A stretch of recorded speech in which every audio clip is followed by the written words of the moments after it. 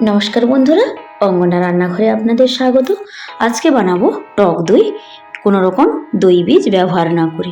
এর জন্য আমি দুটো মাটির ভাঁড় নিয়েছি। মাটির ভাঁড়গুলোতে 250 গ্রাম করে দই বসানো যায়। আপনারা চাইলে স্টিলের কিংবা কাচের বাটিও ব্যবহার করতে পারেন, তবে অ্যালুমিনিয়ামের বাটিতে কখনোই দই বসাবেন না, তাতে দইটা কিছুটা তেতো হয়ে যায়। 500 গ্রাম দই বসানোর জন্য আমি 750 ml দুধ ভালো করে ফুটিয়ে নিয়েছি। দুধটা হালকা ঠান্ডা করে মাটির ভাঁড়ে আমি ঢেলে দিচ্ছি। আজকে আমি 2 রকম পদ্ধতিতে টক দই বসাবো, কোনোটাতেই দই বীজ ব্যবহার না করে। প্রথম ভাঁড়ে আমি পুরো ভর্তি দুধ ঢেলেছি। দুধ একদম ঠান্ডা করা যাবে না, খানিকটা গরম রাখতে হবে। দ্বিতীয় ভাঁড়টাতে আমি একটু কম পরিমাণ দুধ নিয়েছি, অর্থাৎ পুরো ভাঁড়টা আমি ভরে নিইনি। প্রথম ভাঁড়টাতে আমি দিয়ে দিচ্ছি 1 চামচ মতো লেবুর রস। কোনো রকম দই বীজ ব্যবহার না করে কিভাবে বাড়িতে খুব সহজেই টক দই বসাতে পারেন তার রেসিপিটা আপনাদের সাথে শেয়ার করছি।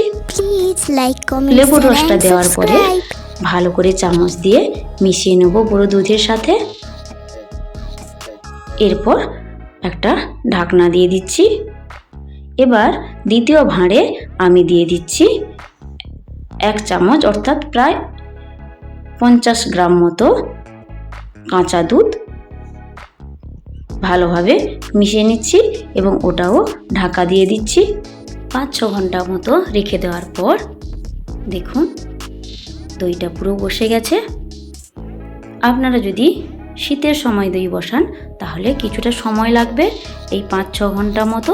কিন্তু যদি গরমের সময় দই বসান তাহলে 2 থেকে 3 ঘন্টার মধ্যেই দই জমে যাবে। দেখুন দুটো ভাঁড়েই আমার দই কত সুন্দর বসে গেছে। চামচ দিয়ে কেটে আপনাদের দেখাচ্ছি।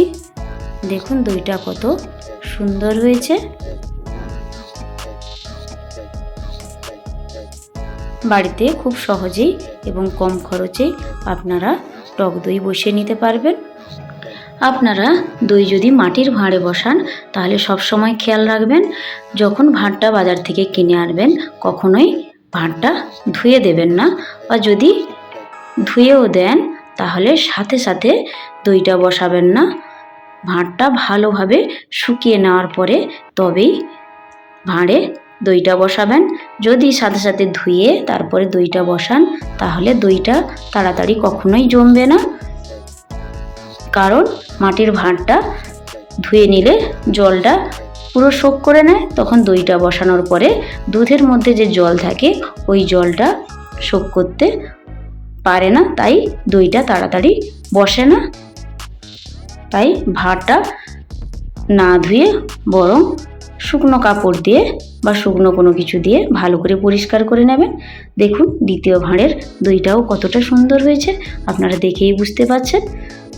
দই বসানোর পর, অর্থাৎ দই যখন জমে যাবে, জমে যাওয়ার পরে যদি বেশি সময় বাইরে রেখে দেন, মানে ফ্রিজের বাইরে রেখে দেন, তবে দই থেকে জলটা কেটে যেতে পারে।